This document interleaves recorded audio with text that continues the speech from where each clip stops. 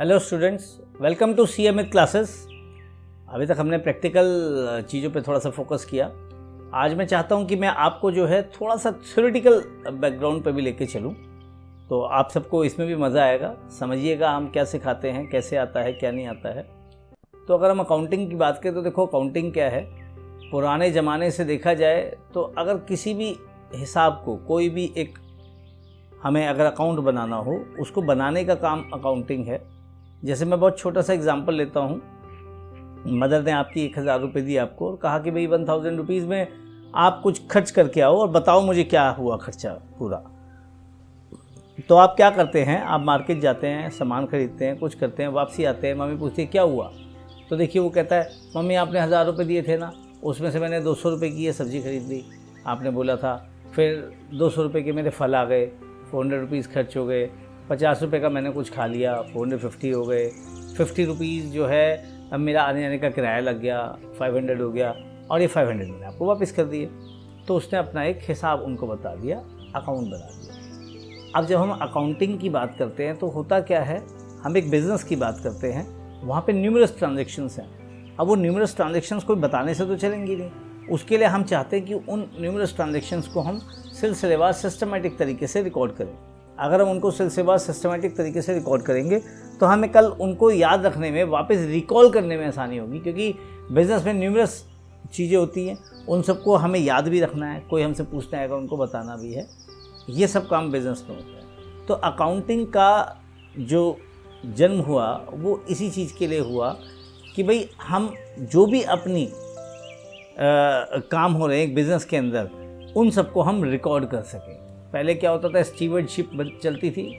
ज़मींदार जी होते थे पुराने बड़े बड़े, ठीक है, बड़े बड़े लोग होते थे। तो वो क्या करते थे, अपना एक मुनीम रखते थे, उसको कहते थे मुनीम।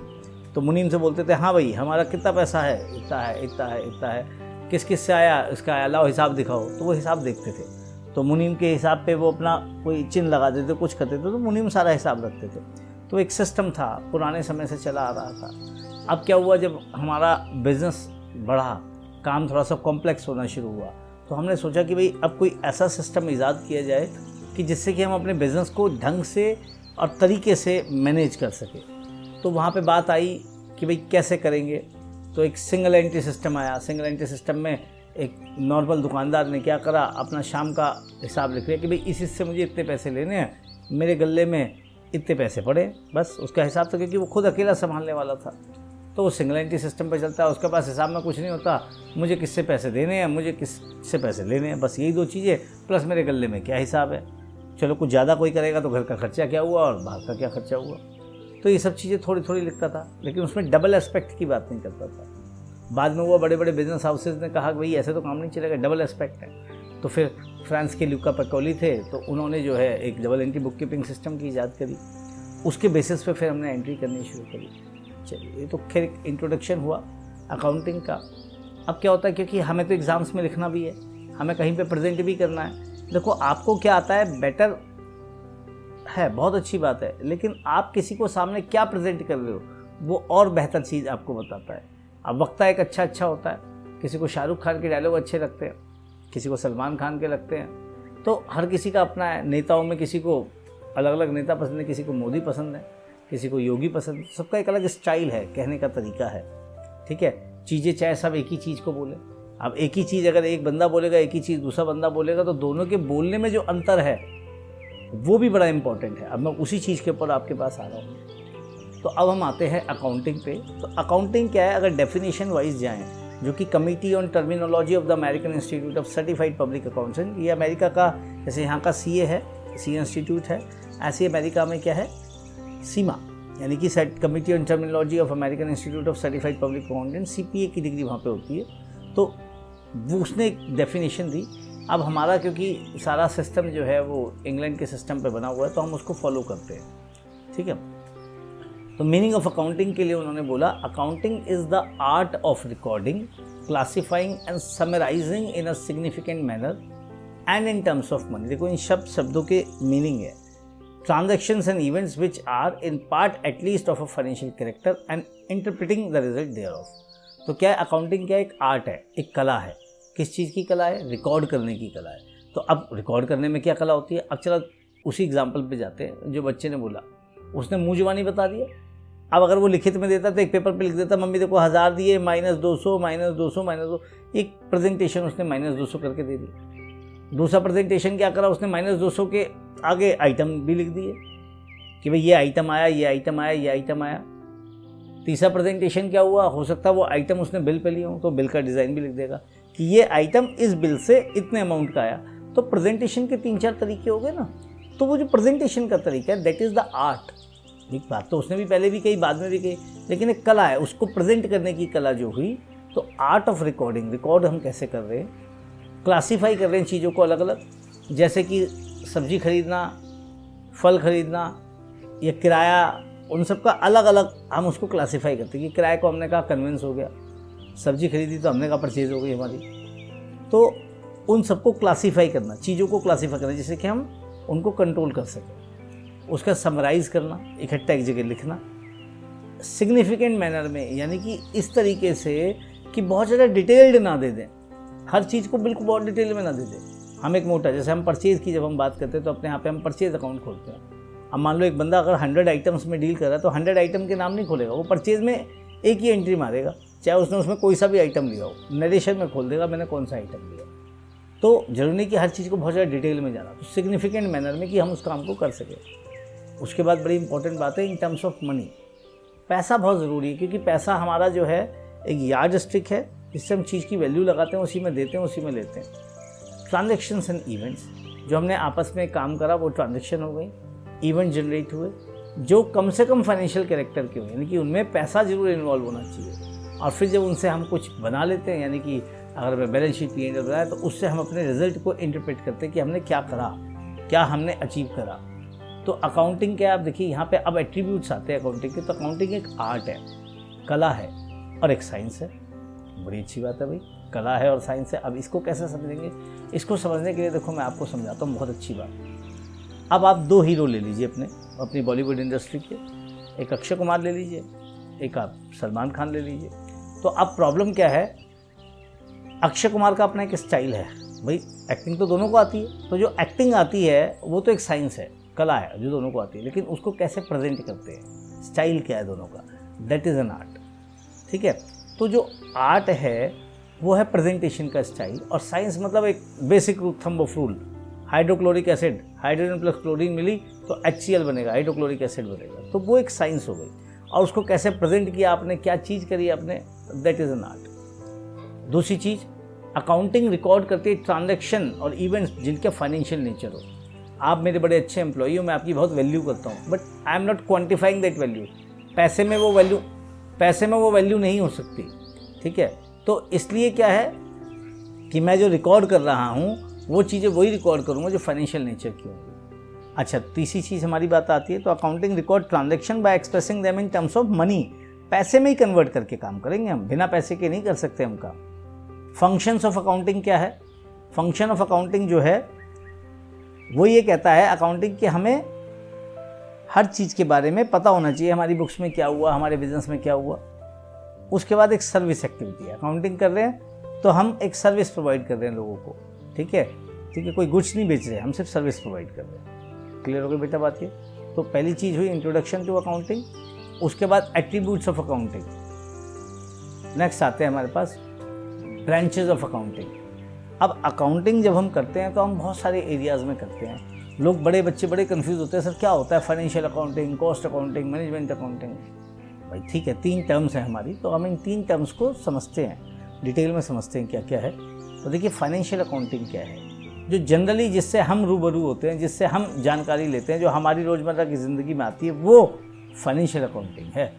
हम कॉस्ट अकाउंटिंग और मैनेजमेंट अकाउंटिंग से कम सामना होता है हमारा मैक्सिमम सामना फाइनेंशियल अकाउंटिंग से होता है। ये वो ब्रांच है अकाउंटिंग की जो रिकॉर्ड करती है फाइनेंशियल ट्रांजैक्शन, उसको समराइज़ करती है, उसको इंटरप्रेट करती है, यानी कि बैलेंस शीट P&L के बेसिस पे डिसीजन लेती है, इंटरप्रेट करती है, और जो भी आपका रिजल्ट आता है उसको आप यूज़र्स को वो देती है। यूज़र्स कौन है हमारे?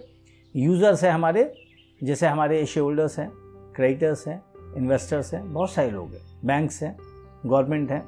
तो ये यूज़र्स ऑफ अकाउंट है हमारे। वो एसरटेन करता है फाइनेंशियल अकाउंट से हमें क्या पता लगता है, प्रॉफिट कितना कमाया हमने, लॉस कितना हुआ हमारे को, अगर हुआ तो एक अकाउंटिंग पीरियड में। अब देखिए for the sake of easiness, अब ये तो है नहीं कि अनलिमिटेड पीरियड तक बिजनेस करूंगा उसके बाद देखूंगा क्या प्रॉफिट एंड लॉस हुआ। तो मैं कोशिश करता हूँ एक छोटा सा पीरियड ले लिया मैंने 1 साल का, उस पीरियड के अंदर मैंने क्या कमाया क्या नुकसान किया उसको मैं कैलकुलेट करता हूँ। तो प्रॉफिट अर्नड या लॉस इंकर्ड उस अकाउंटिंग पीरियड में, जो जनरली हम 1 साल का लेते हैं, इंडिया में जो सिस्टम चलता है वो 1 अप्रैल से लेके अगले साल के 31 मार्च तक चलता है। और फाइनेंशियल पोजीशन लेते हैं जब अकाउंटिंग पीरियड एंड होता है, यानी कि 31 मार्च को जब हमारा अकाउंटिंग पीरियड एंड होता है तो हम क्या देखते हैं, हमारी फाइनेंशियल पोजीशन क्या, भाई कहाँ खड़े हो, कैसे खड़े हो। तो अगर आप मेरी पिछली वीडियोस को देखेंगे तो उसमें मैंने बैलेंस शीट के बारे में ही बताया है, ठीक है। तो information of financial accounting in respect of information relating to the, अब कॉस्ट अकाउंटिंग क्या है, कॉस्ट अकाउंटिंग है वो फाइनेंशियल अकाउंटिंग की जो इन्फॉर्मेशन है जो कॉस्ट पे रिलेटेड है। देखिए बड़ा इंपॉर्टेंट और इंटरेस्टिंग कंसेप्ट है, क्या चीज़ है ये, तो ये समझ लेते हैं हम थोड़ा सा। ऑल्दो जो फाइनेंशियल अकाउंटिंग से जो डाटा निकलता है वो कॉस्ट अकाउंटिंग में बहुत ही मिनिमम यूज़ होता है, ठीक है। तो फाइनेंशियल अकाउंटिंग का डाटा कॉस्ट अकाउंटिंग में यूज़ नहीं होता। क्या होता है कॉस्ट के अंदर, कॉस्ट में, अब देखिए मैं बहुत छोटा सा एग्जांपल आपको देता हूँ। सपोज़ करिए कपड़े की इंडस्ट्री है जो कि अपना ड्रेसेस बनाती है और बाहर बेचती है। अब वो ये जानना चाहती है कि मेरी एक ड्रेस में क्या खर्चा हुआ, what is the expense which I incurred on the making of one dress. तो जो कॉस्ट ऑफ प्रोडक्ट है या कॉस्ट ऑफ सर्विस की है उसको वो जानना चाहती है, तो उसके लिए डाटा वो थोड़ा सा अलग से निकलवाती है। तो कॉस्ट अकाउंटिंग एक स्पेशलाइज्ड ब्रांच है जो उस पर्टिकुलर प्रोडक्ट की या पर्टिकुलर आपने किसी को कोई सर्विस दी उसकी वो पूरी कॉस्ट निकालेगी, ठीक है, और उस कॉस्ट को समझेगी और उस कॉस्ट को उठा के मैनेजमेंट को देगी कि भाई मैनेजमेंट ये हमारी इस चीज़ की कॉस्ट आती है और इसको आप अगर इतने पे बेचेंगे तो प्रॉफिट होगा, इतने पे बेचेंगे तो लॉस होगा। ये बहुत ही स्पेशलाइज्ड ब्रांच है और जनरली हमारा इससे सामना नहीं होता कभी भी, बहुत ही मुश्किल, ठीक है। तो ये जनरली हमारे यहाँ का जो CMA इंस्टीट्यूट है, कॉस्ट एंड मैनेजमेंट अकाउंटिंग का इंस्टीट्यूट जो है वो इसको डील करता है, वही बताता है हमारे को कि हमने क्या प्रॉफिट कमाया क्या लॉस हुआ हमारे को, ठीक है। किस चीज़ में, जब हम अपने प्रोडक्ट की कॉस्ट को देखते हैं कि भाई अगर एक प्रोडक्ट को हम कंसिडर करें तो उसमें क्या प्रॉफिट कमाया क्या लॉस हुआ, अगर उस प्रोडक्ट की कॉस्ट को देखें तो वो हमारे को वो टेक्निक सिखाता है कि जिससे कि हम प्रोडक्ट कॉस्टिंग पे कंसंट्रेट कर सकें, ठीक है। बहुत अच्छी ब्रांच है, लेकिन अभी इंडिया में कोई बहुत ज़्यादा कॉस्टिंग पे कंसंट्रेट नहीं करता, ठीक है। जो लाला अपने बिज़नेस को चलाते हैं वो अपने बिज़नेस को बहुत अच्छी तरह जानते हैं, उनको पता है कि हम अपने प्रोडक्ट की कॉस्टिंग को बहुत अच्छी तरह से कंट्रोल कर लेते हैं, हमें सब कुछ पता है। पर मुझे लगता है अभी वहाँ पे थोड़ा सा स्कोप है।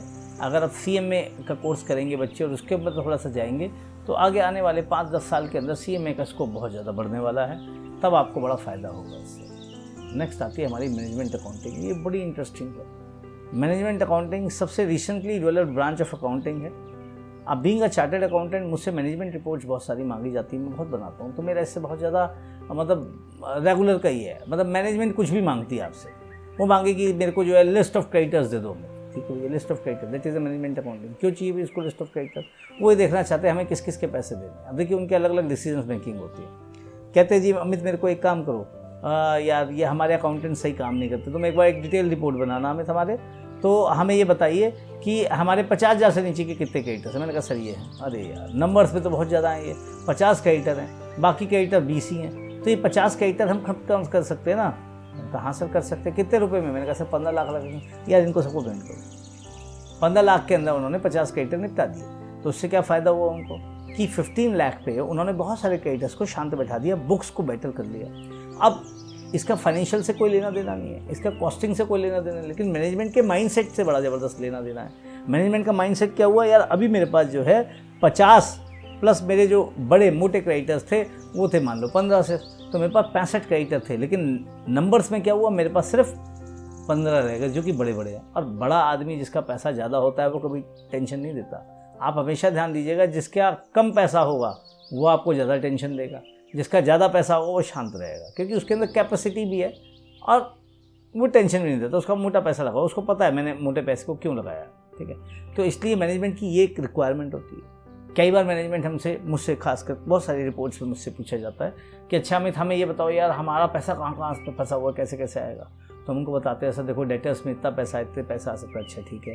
और गवर्नमेंट में कहाँ फंसा हुआ, मैंने कहा सर रिफंड अटका हुआ है आपका, वो आ जाएगा। अच्छा हमारे इनकम टैक्स में सर वो रिफंड था, वो 2 लाख का है, 3 लाख का, अच्छा अमित वो निकलवाओ। मैंने कहा सर बैंक में आपकी मूवमेंट नहीं हो रही, आपके पास पैसा पता नहीं कितना है कि आपने 4 अकाउंट एक्स्ट्रा खुलवा रखे हैं, नियमित मेरे को वो काम था, अरे सर वो काम खत्म हो गया ना, you close those account, bring the amount back. तो कई बार हम इस तरह की सलाह भी देते हैं, उनको बताते हैं कि कहाँ पे उनका पैसा फंसा हुआ है, so that he can bring the money back into the business. Unnecessary पैसे को, फंड्स को लगा के क्या फ़ायदा। कई बार वो हमसे पूछते हैं मैनेजमेंट कि हमें इतना प्रॉफिट चाहिए, ठीक है, तो हमारी सेल्स क्या होनी चाहिए। तो हम एक अलग रिपोर्ट उनको, मतलब कुछ भी मैनेजमेंट मुझसे पूछती है और मैं उसको दिमाग लगा के बताता हूँ। तो अगर कोई मैनेजमेंट आपसे कुछ पूछ रही है और उसके ऊपर आप उनको डिसीजन मेकिंग कर रहे हैं, कोई भी रिपोर्ट दे रहे हैं, कैसी भी रिपोर्ट दे रहे हैं, तो that is called management accounting. समझिए क्या हो रहा है। तो रिलेटिंग टू फंड्स, मैंने तुमसे कहा, कॉस्ट की बात करी, प्रॉफिट की बात करी, फंड्स, उसका कहता है मेरे को लोन चाहिए, मेरे कहाँ से मिलेगा, मेरे को पैसा चाहिए, कौन कौन से एरियाज है, तो हम कई बार वो देते हैं। मैनेजमेंट को इन चीज़ों से अपने डिसीजन लेने में बड़ा फ़ायदा होता है। तो ये एक स्पेशलाइज ब्रांच है, इसका कोई कोई वेल डिफाइंड नहीं है। किस मैनेजमेंट को क्या चाहिए आपको नहीं पता। मोटी मोटी कुछ चीज़ें जो मेरे को सामने आती हैं वो मैंने आपको बताई। अब आती है बात, बच्चे कहते हैं सर 1-2 चीज़ों में हमें बड़ी और परेशानी होती है। क्या होती है सर? बुक कीपिंग क्या है और अकाउंटिंग क्या है। बिल्कुल सही बात है, बुक कीपिंग क्या है और अकाउंटिंग क्या है। बड़ा सामने ऐसा लगता है दोनों ही चीज़ें सेम है। तो मैंने कहा ठीक है, इसको एक चार्ट के रूप में आपकी बुक्स में भी होगा, उसके अकॉर्डिंग मैं इसको डिफाइन कर देता हूँ। तो पहले देखिए हम क्या बात करते हैं, हमारा बुक कीपिंग की स्कोप क्या है, क्या क्या कवर होता है बुक कीपिंग में। बुक कीपिंग के अंदर क्या, बुक कीपर का मतलब है जैसे लेखा पारिक करने, मतलब उसको लिखना है, सिर्फ एंट्री मारनी है, कुछ नहीं होता। Book keeping is concern with the identifying financial transaction, measuring them in money terms, recording and classifying, यानी कि रिकॉर्डिंग करने तक का काम हो गया। तो भाई अकाउंटिंग वाला क्या करता है, अकाउंटेंट क्या करता है, फिर वो भी तो बुक कीपिंग करता है। हाँ, पहला पार्ट तो उसका बुक कीपिंग है जब वो एंट्री पास कर रहा है, ठीक है। अब वो कहता है कि वो उस रिकॉर्डेड ट्रांजेक्शन को देखता है, उसको समराइज करता है। हाँ भाई मेरा टोटल में P&L बैलेंस शीट। अब यहाँ देखिए, यहाँ सिर्फ एंट्री लेवल पे काम खत्म हो गया, वो P&L पे नहीं पहुँचा, लेकिन अकाउंटेंट P&L पे पहुँचा। क्या लिखा है?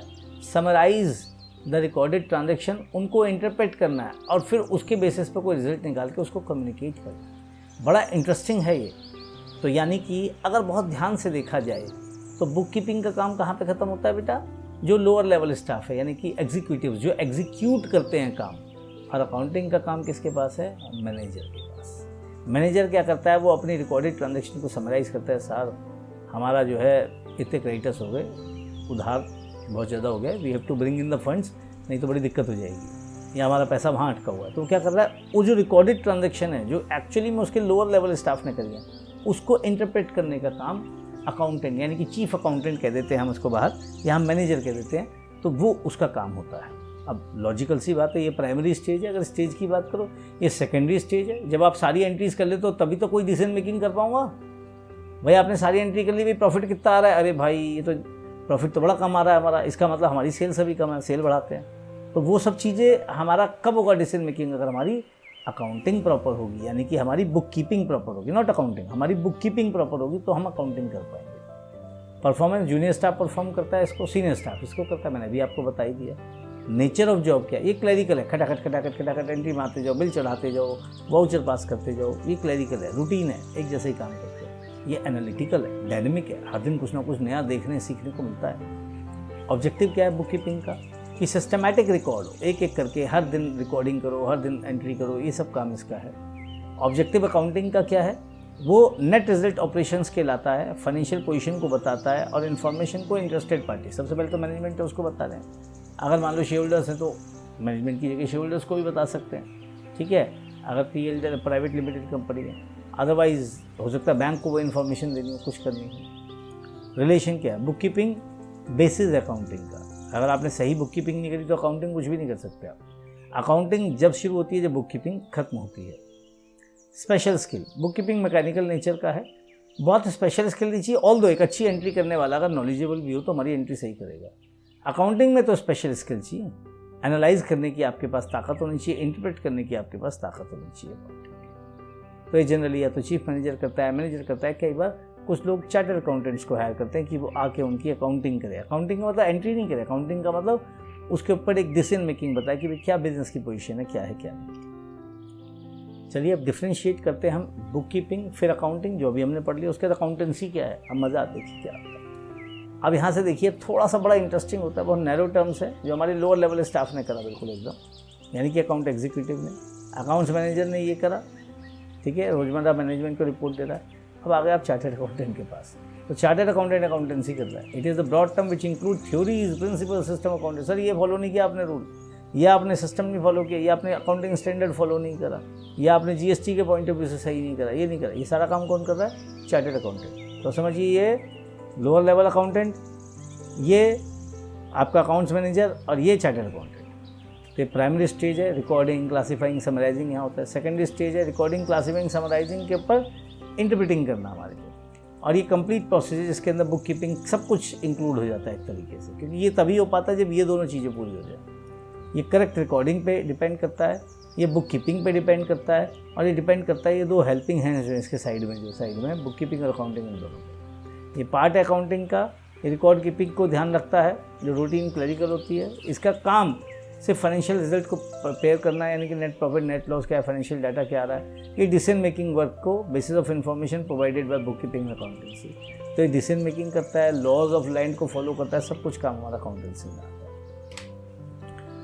डेफिनेशन क्या है बुक कीपिंग की? Book keeping art of recording in the books of account the monetary aspect of commercial and financial transaction. ठीक है, ये तो हमने पढ़ ही लिया। वो ऑब्जेक्टिव क्या है अकाउंटिंग का? सिस्टमैटिक रिकॉर्ड है ट्रांजेक्शन का, एसेटेनिंग प्रॉफिट एंड लॉस, ये अकाउंटिंग के ऑब्जेक्टिव है। एसेटेनिंग फाइनेंशियल पोजीशन, फैसिलिटेटिंग मैनेजर जो कर रहा है, financial information about the business मिलती है, मैनेजमेंट को असिस्टेंस मिलती है। मेमोरी का यूज़ खत्म हो गया। जैसे पहले मैंने कहा स्टीवर्डशिप अकाउंटिंग थी, तो दिमाग में काम ज़्यादा होता था, लिखित में थोड़ा कम होता था। ठीक है, तो एडवांटेजेस और क्या है? Facilitate comparative study. जब सब चीज़ें लिख ली तो मैं कंपेयर कर सकता हूँ पिछले साल के रिजल्ट को इस साल के रिजल्ट से। चलिए, अब लिमिटेशन क्या है? अकाउंटिंग जो है फुली एग्जैक्ट नहीं है। Accounting does not indicate the realisable value. अब रियलाइजेबल वैल्यू बड़ी इंपॉर्टेंट है। अकाउंटिंग तो कोई हिस्टोरिकल कॉस्ट पे चलती है। मैंने एक बिल्डिंग आज से 10 साल पहले अगर 5 लाख की खरीदी थी तो मैं उसको अपनी बुक्स में 5 लाख की खरीदता हूँ, क्योंकि मैंने उसके लिए कोई पैसा तो दिया नहीं, कोई फाइनेंशियल मॉनिटरी ट्रांजेक्शन तो जनरेट होती नहीं है, इसलिए हम उसको खड़ा भी नहीं करते हैं फाइनेंशियल ट्रांजेक्शन को। ठीक है, तो अकाउंटिंग जो है वो रियलाइजेबल वैल्यू नहीं बताती। आज उस बिल्डिंग की कीमत चाहे 50 लाख हो जाए, लेकिन मेरी बुक्स में 5 लाख ही होगी, तो ये नुकसान है अकाउंटिंग का। क्वालिटेटिव एलिमेंट्स को छोड़ देती है। किसी कंपनी के अंदर रिलेशनशिप, लोग वो बहुत अच्छे हैं, तो उसकी जो ह्यूमन फोर्स है उसकी भी एक वैल्यू है, लेकिन हम उसको क्वालिटी को, उस सब चीज़ों को वैल्यू करके अपने यहाँ पे पुटअप नहीं करते। हम तो सिर्फ हमारी बुक्स में जो आ रहा है हम उसी को देखते हैं। कुछ कंपनीज आजकल ह्यूमन रिसोर्स को भी एक एसेट की तरह ट्रीट करने लगी हैं। बाहर अमेरिका वगैरह में ये सिस्टम कुछ कंपनीज ने शुरू किया है, अभी हमारी इंडिया में नहीं है। तो प्राइस लेवल चेंजेस भी कई बार आता है, तो अगर प्राइस लेवल चेंजेस हो गया, उसकी वजह से किसी चीज़ की कीमत गिर रही है या बढ़ रही है, तो वो अकाउंटिंग कभी भी ध्यान नहीं देती। अकाउंटिंग में कभी कभी विंडो ड्रेसिंग भी करते हैं। चीज़ों को प्रेजेंट करने के तरीके से हम ऐसा दिखाते हैं कि ये चीज़ बहुत अच्छी हो रही है, तो ये एक अकाउंटिंग के अंदर ये भी एक नुकसान है। रोल ऑफ अकाउंटिंग क्या है? Role of language, role of determining profit and loss account, ये एक फाइनेंशियल पोजीशन को बताता है, एक इन्फॉर्मेशन सिस्टम है, लोगों को पता लगता है कि लैंग्वेजेस से अपने बिजनेस के बारे में बात करता है, क्या है क्या नहीं। अब देखिए, information relating to profit, income statement जो है प्रॉफिट एंड लॉस अकाउंट, वो अकाउंटिंग इन्फॉर्मेशन देता है किस चीज़ का? प्रॉफिट का। प्रॉफिट एंड और loss suffered as a result of business operations और otherwise during an accounting. Trading account हमें बताता है ग्रॉस प्रॉफिट के बारे में।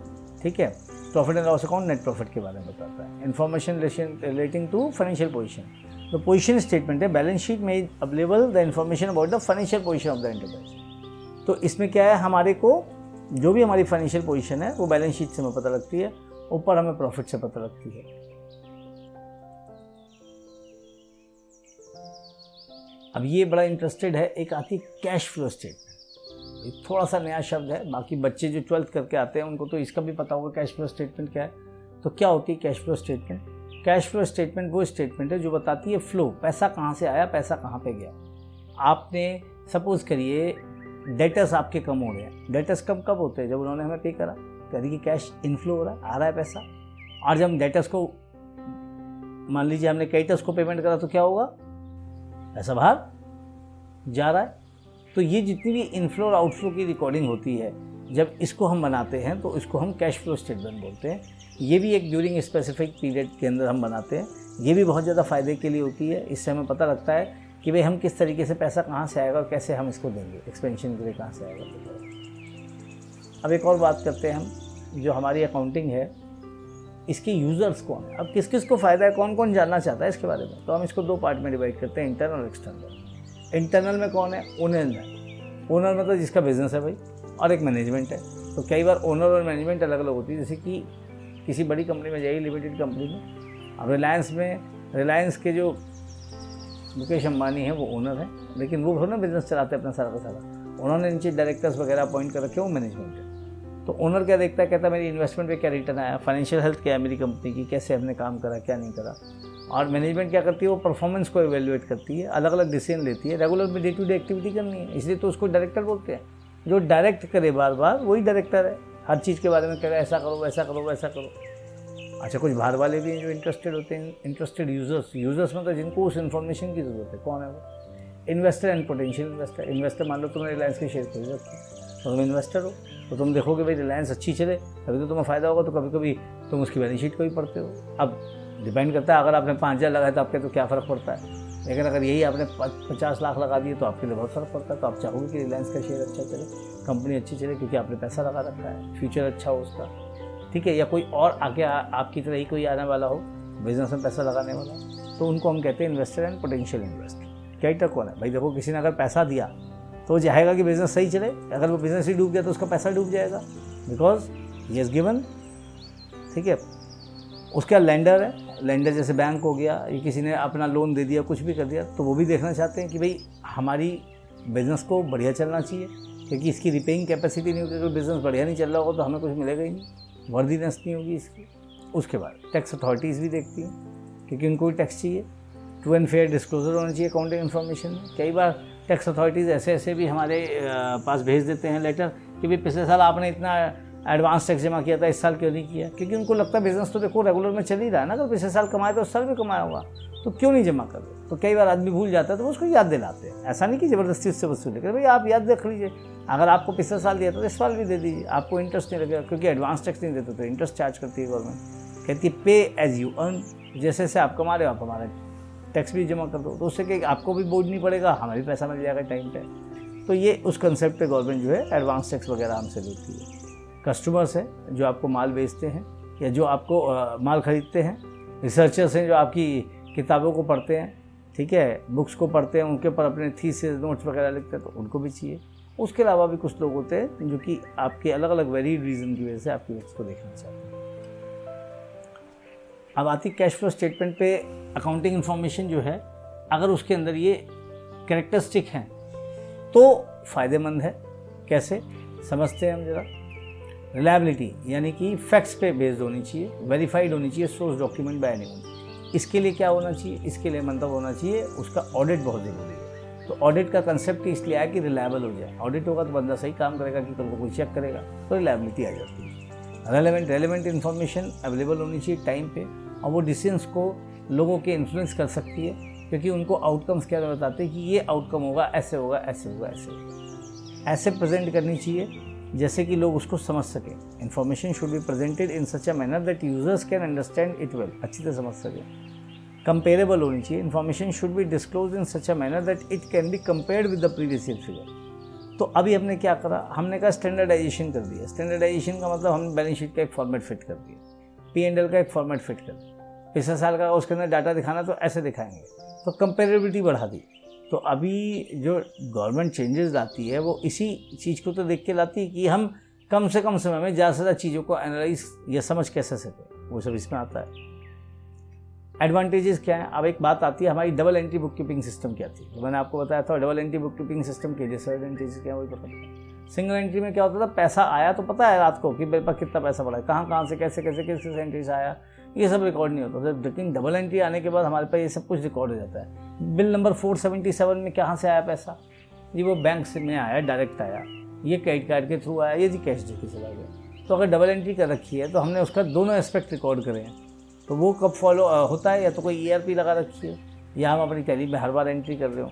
तो इसलिए double entry book keeping system के अंदर में बहुत सारी चीज़ें पता लग जाती हैं। तो एक साइंटिफिक सिस्टम है, कंप्लीट रिकॉर्ड रखता है डेबिट का, क्रेडिट का, किसी भी इन्फॉर्मेशन का, कोई भी ट्रांजेक्शन जो होती है। एक्यूरेसी ऑफ अकाउंट्स पे चेक रखता है, क्योंकि अगर डेबिट क्रेडिट दोनों नहीं हैं तो आपकी बैलेंस शीट टैली नहीं करेगी, प्रॉफिट एंड लॉस निकालने में आसानी होती है और फाइनेंशियल पोजीशन बनाने में भी आसानी होती है double entry book keeping system के बाद। हाँ, दूसरी चीज़ क्या है? बुक कीपिंग की साउंड नॉलेज होनी जरूरी है। पढ़ा लिखा आदमी रखना पड़ेगा, 2-4 हज़ार का गंदा काम नहीं करेगा। ठीक है, कॉम्प्लिकेटेड मेथड है, डेबिट और क्रेडिट भी है, कॉस्टली भी है, क्योंकि जो लोग इसको एम्प्लॉय करते हैं तो एक बंदा रखना पड़ता है, 10-15 हज़ार, उससे कम में काम नहीं होता। छोटा सा बिजनेस है, किसी की परचून की दुकान है, वो बेचारा क्या एक अलग से अकाउंटेंट रखेगा, तो उसके लिए थोड़ा सा जो है सुटेबल नहीं है डबल एंट्री बुककीपिंग सिस्टम। अब last but not the least, हम कुछ बेसिक अकाउंटिंग टर्म्स के ऊपर आ गए हैं to close this chapter now. Transactions की हम बात करते हैं, क्या होती हैं ट्रांजैक्शंस? एक इकोनॉमिक एक्टिविटी जो कि फाइनेंशियल पोजीशन बिजनेस की अफेक्ट करता है, और उसको हम पैसों में मेज़र कर सकते हैं, sale of goods, paying for expenses वगैरह, तो उसको हम ट्रांजैक्शन कहते हैं। वाउचर क्या है? Documentary evidence in support of transaction is known as voucher. अगर हम कोई गुड्स खरीदते हैं कैश पे तो एक कैश में मिलती है, उधार पे लेते हैं तो क्रेडिट की इनवॉइस मिलती है, जिसकी हम बाद में जब पेमेंट करते हैं तो रिसीप्ट मिल जाती है। इसको हम कहते हैं vouchers, supporting vouchers.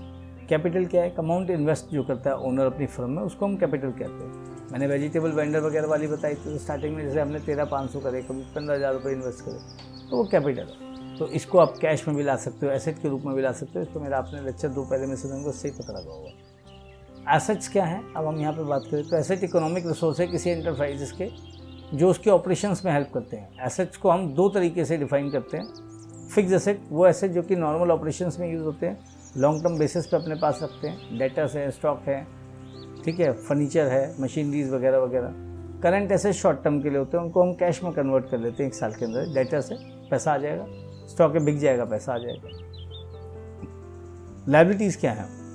Liabilities obligations है, डेट है, जो एक एंटरप्राइज को देना है किसी न किसी समय पे। लायबिलिटीज़ को हम क्या कह सकते हैं?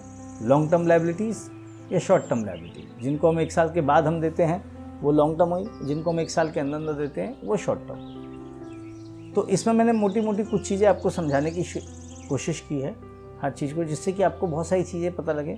बहुत सारी और भी हैं, अकाउंट्स तो देखो बहुत वाइड है, लेकिन इससे शायद आपको इस लेक्चर से कुछ बेसिक टर्म्स पता लगी होंगी।